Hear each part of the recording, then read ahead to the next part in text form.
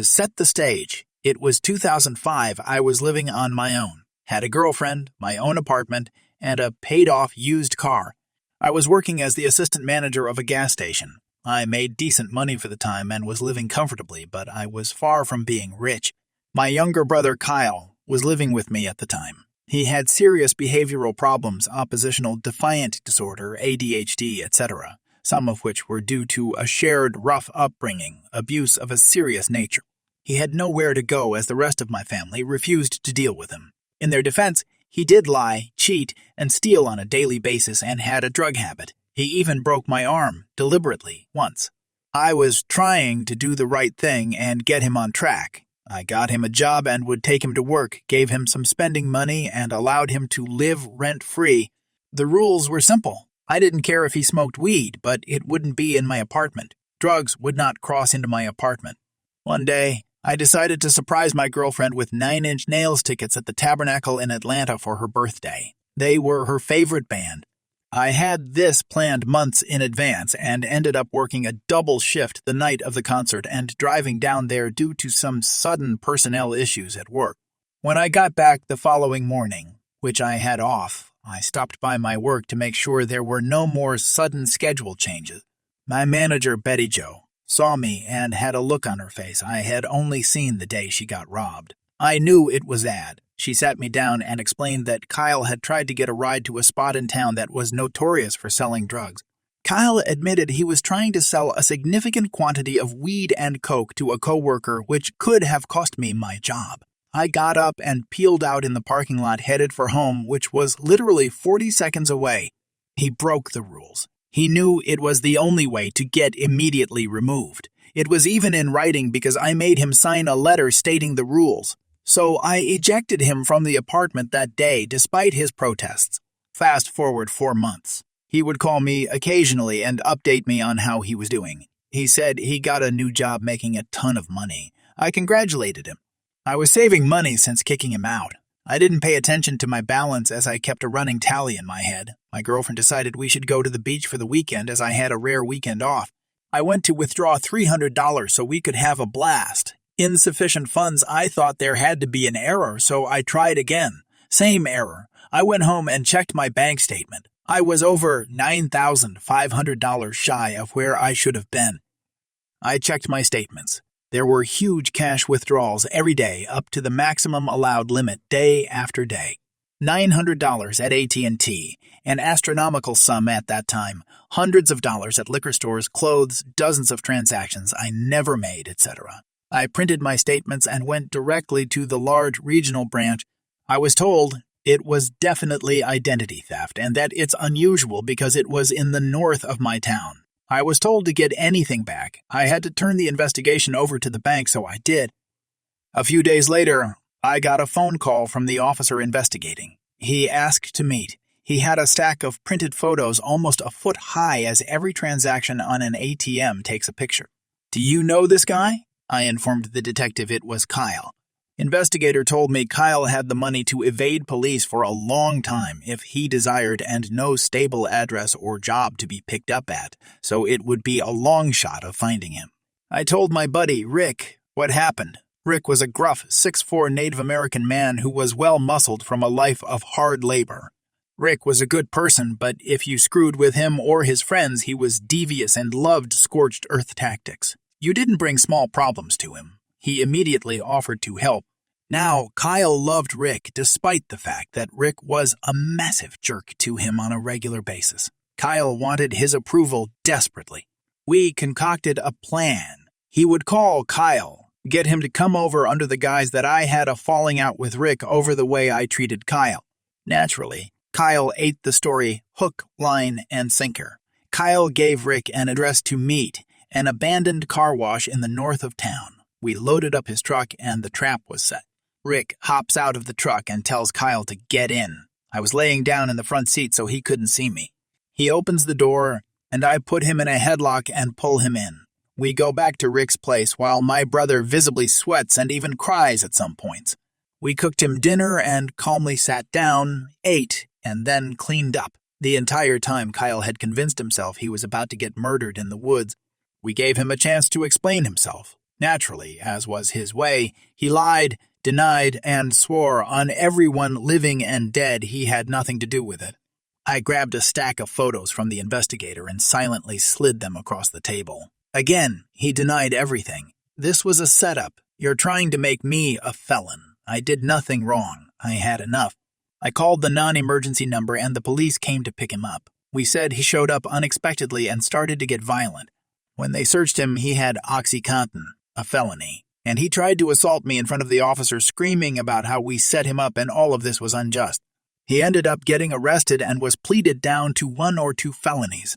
Kyle ended up getting 5 years with an early release in 3. I think this was because, despite his checkered past, family never pressed charges, so his record was clean. He has been in and out of 5-star luxury federal resorts ever since for such wonderful things as the manufacturing and distribution of meth, child endangerment, theft, etc. I ended up with a full refund. About 3 years ago, I experienced a series of events that eventually led to a satisfying tale of revenge. It all began when I met a charming guy during my summer vacation in California. He was always up for exciting and unique activities like hiking, paintballing, and swimming. We clicked instantly, and even after the vacation ended, we decided to stay in touch. Over the course of the next year, our connection grew stronger, and we eventually made the decision for me to move to California. As a nurse working in healthcare, finding a job was not a significant challenge. Although as a new nurse, I had to endure grueling hours. But after a few months of living together, my work schedule improved, allowing us to spend more quality time together. While I wasn't the type to snoop around, there was an incident that compelled me to delve into my boyfriend's personal belongings. I needed my birth certificate, which was stored in a safe in our bedroom.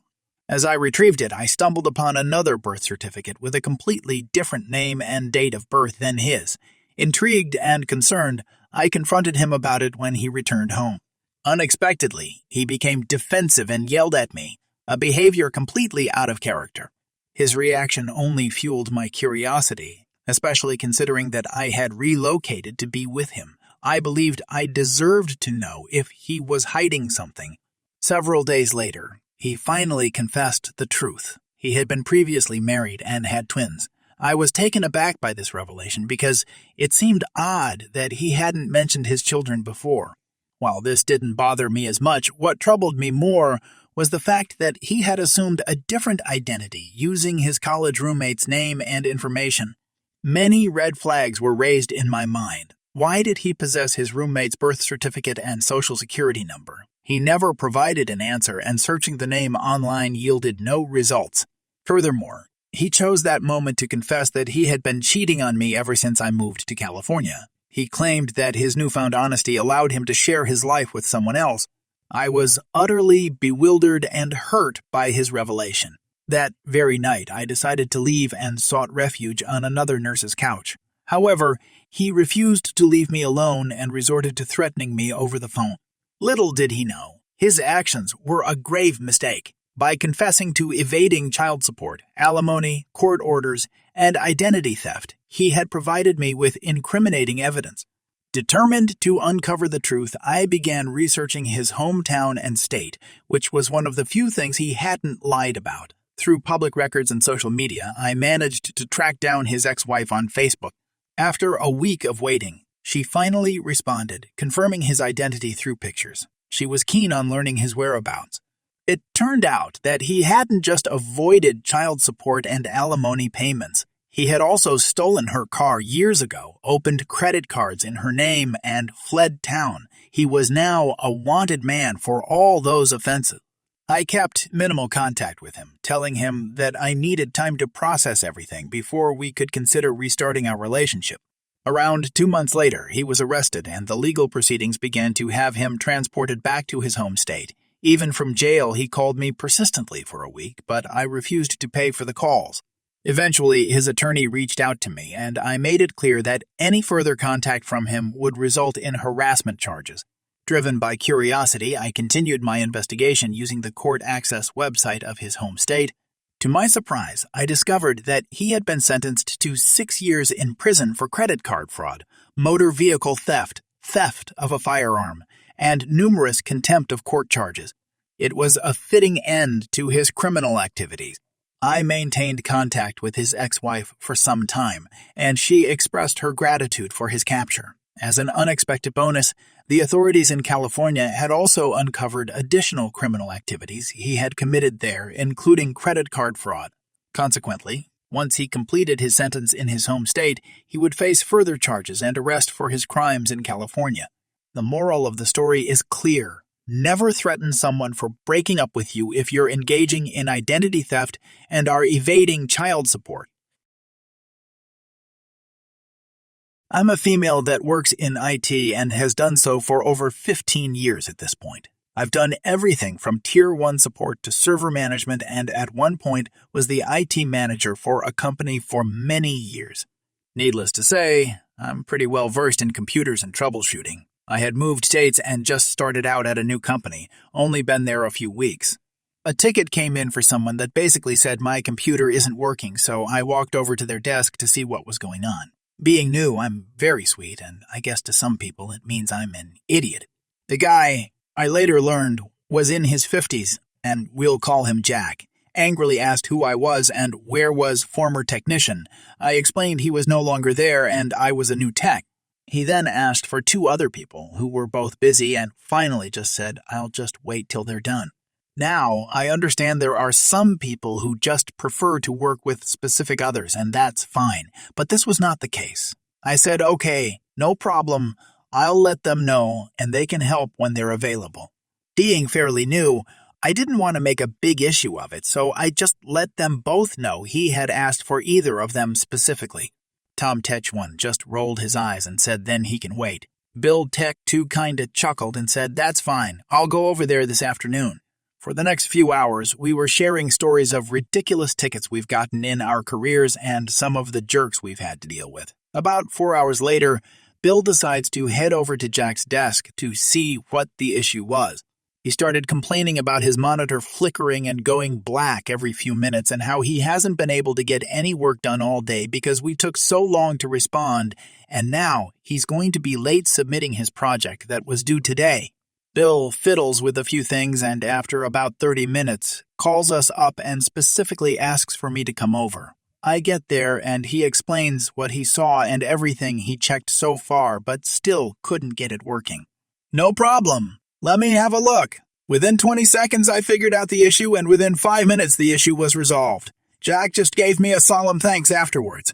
Bill made a big show of how I was such an awesome addition to their team, and he was so glad I got hired there. It felt good.